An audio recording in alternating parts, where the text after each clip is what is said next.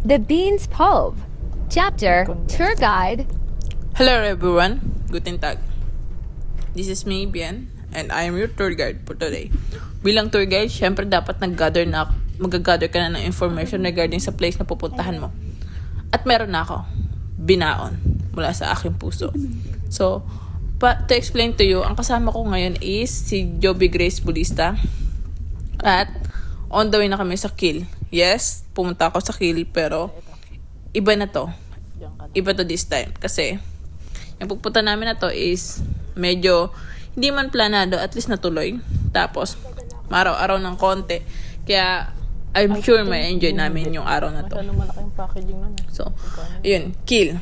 Kiel is a historical place. Also, is located in northern part of Germany. Kiel is having a submarine museum. Tapos, meron rin silang maraming museum. At sa totoo lang pumunta kami sa dalawang museum. Lahat sila nakakasarado. Saka, meron silang maritime museum. Yun yung pinuntahan namin na hindi rin bukas. Pero at least may nakita kami seal. Tapos, Kiel is famous in Kielerwoche. Kielerwoche is a Kiel week in English. Kiel week, to explain to you, is parang 1 week siyang fiesta. Sailing, sports, and events, festivals, night markets, and etc. etc. Concerts, lahat ng party na maiisip nyo nandun. Beers, syempre, bilang isang taong addict sa beer sa Pinas, syempre dadalhin natin kaadikan natin sa beer dito sa Germany. Mas, through my experience and point of view, yung beer po dito is mas flavorful, mas malasa, mas masarap. Hindi siya magganon ka lasingin. Hindi ka masyadong malalasing, pero andun yung flavor eh. Iba yung lasa. Siguro iba talaga pag galing sa Alemanya yung beer. So ayun na nga. Kiel have a national museum. Meron rin sila tinatawag na Switzerland Nature Park. Hindi ko alam, Holstein Switzerland Nature Park. Hindi ko alam kung tama yung name, pero alam ko nasa gawing ganun. Yun yung balak sana namin puntahan next time. Maliit lang. Kaya nagpe-prepare ko na ako sa sarili ko. Doon pwede ka mag-hiking, camping, and trekking. Kung gusto mo kung nature lover ka, pwede sa yung lugar. Sok na sok sa kagustuhan. Tapos ito po, yung pong dinadaanan namin na yun ngayon is Plön. Masyado pong maganda ang Plön. Para po siyang Little Switzerland. Kasi, puro lake siya. Taas yung lake niya, sobrang linis tignan. Wala kang makikitang dumi. Tapos sa lake, alam niyo yung napanood niyo na ba The Notebook? Ganon yung vibes ng lake nila. Parang The Notebook. Parang gusto mo magtayo ng bahay sa gilid ng lake. Tapos magpanggap na karpentero. Sobrang nakaka-inlove ng lugar. Ayan. So nakikita niyo naman, di ba? Alam ko, isa sa 5 malalaking lake yung nandito. At isa to sa malaking lake. Yun lang. Saan ko ba narinig yun? Somewhere? Basta may German na nagsabi sa akin na ang Plön ay isa sa may malaking lake. Isa sa may malaking lake. O, tama. Tama sa sinabi. So, nakita niya naman sobrang ganda ng nature dito. Sulit yung sa akin, para sa akin. Mas okay pala kahit wala kang sasakyan. Kasi wala rin akong pambili. Ayun. Ganyan yung mga view na makikita nyo pag nagtitrain kayo. Mahaba man ang biyahe, hindi katulad doon sa mga may sasakyan. Pero nakaka-enjoy pa rin kasi na-experience nyo kung ano talaga yung ano talaga yung mga dadaanan ng lugar. Nabubulol ako. So, ayan. Sobrang ganda ng araw. Nagko-complement sa crystal clear sa lake. Sobrang ganda, diba? Gusto sana bumaba dyan nung pauwi, kaso sobrang late na. Kasi, once again, sasabihin ko sa inyo, yung bus dito at train, hindi mag-a-adjust para sa'yo. Ikaw mag-a-adjust para sa train. So, yung schedule nila, susundin mo. Kasi pag hindi mo nasunod, hindi ka makaka-uwi. So, ito yung nakakatawang part. Hindi ko alam kung anong trip niya sa buhay, kung anong picture gusto niya, kung anong itsura gusto niya.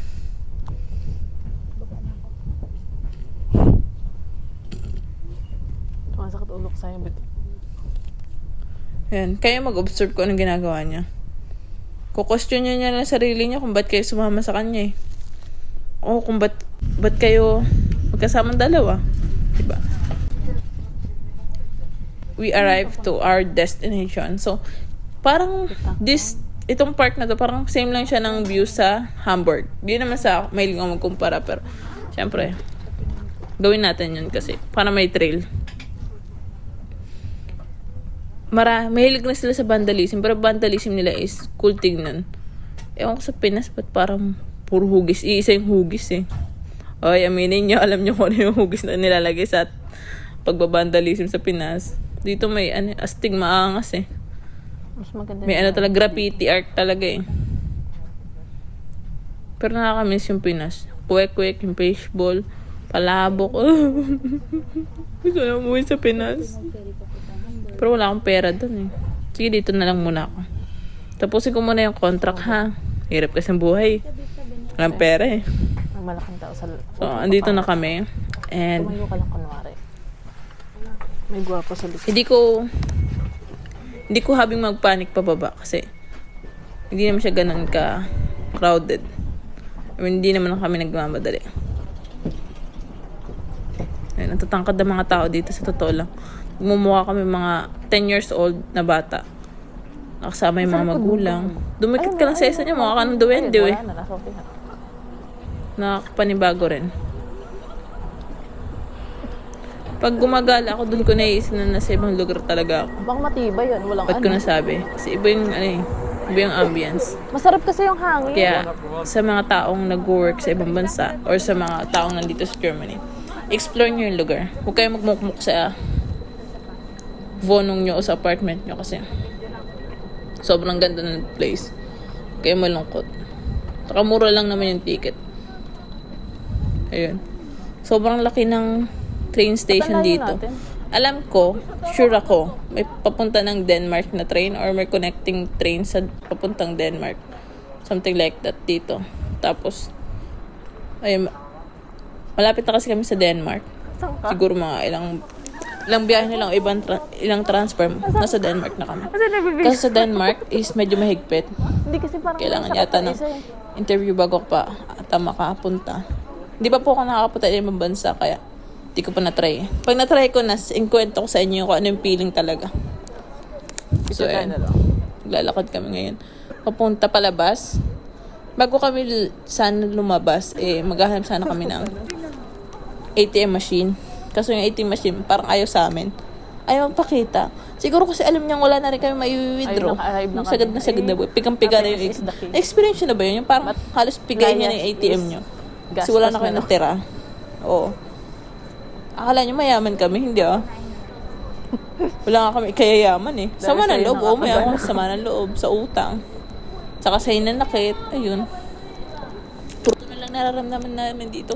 Sakit ng likod, yung tipong bata ka pa, pero ang likod mo pa 81 Okay naman yung na. araw eh. Pa 83 na nga eh. Diba? Next year, 90 na to. Sobrang sakit. Pag uwi ko talaga sa pinagpapahilot ako. Yung random na hilot talaga. Yung buong araw ka nagpapahilot. So, siguro na, nakakamiss. Kung nagtatanong ko may massage dito, may massage po dito kasi yung pera. Yung pera yung ayaw sa massage. Yung pera ko, kasi wala talaga eh. Tamang ano na lang, tamang andito na kami. stretching na lang para Dapat maibsan yung malakas sakit. yung immune system mo Pero, sa paglalakad. pero pag sobrang sakit ng likod, tamang may penamic tayo. Ito na. Anong ginagawa ng may penamic, di ba? Dumaan kami. Mag-withdraw sana So, kami kaso... nakalabas na kami. Hello? Mag-withdraw sana kami kaso may humarang sa amin. Hindi namin alam kung normal ba siya o abnormal. Gusto niya na ng cheeseburger, kami pababayarin niya. Hindi pwede magsama ng mga may ka-level na abnormal. Kasi pag abnormal ka, masipid mo na abnormal din yung sa utak mo. Tanga ang puta.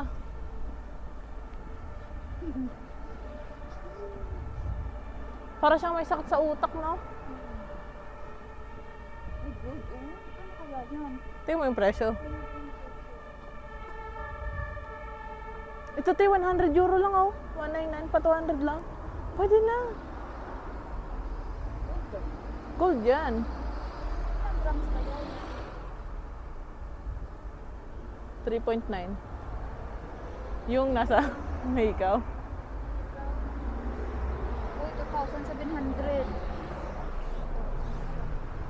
Nakita kaming isang Basta gold diretso lang natin shop. to.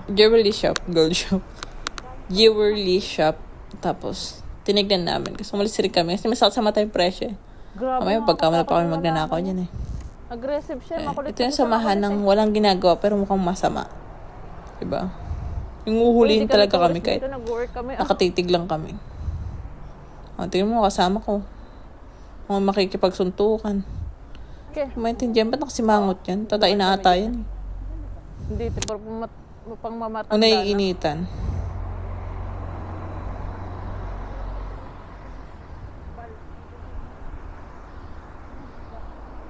Malayo-layo pa po yung lalakarin Mamaya dadaan namin. tayo Pero, dyan. Kalma ka lang. Gabi naman ayun. tayo uuwi. Bago yun, salamat po pala sa pagsusuporta at sa panonood ng aking vlog.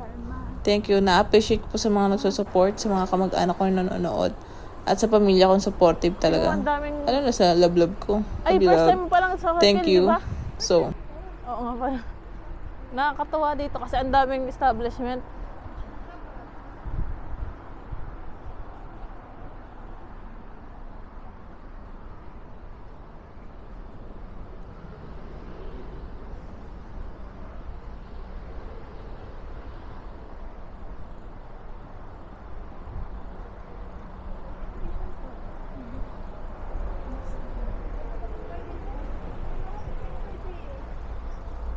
Gusto yan.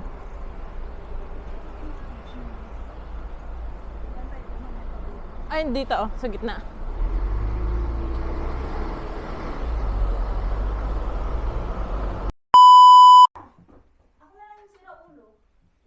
Ako na umay. Happy check. Rugby pa mo.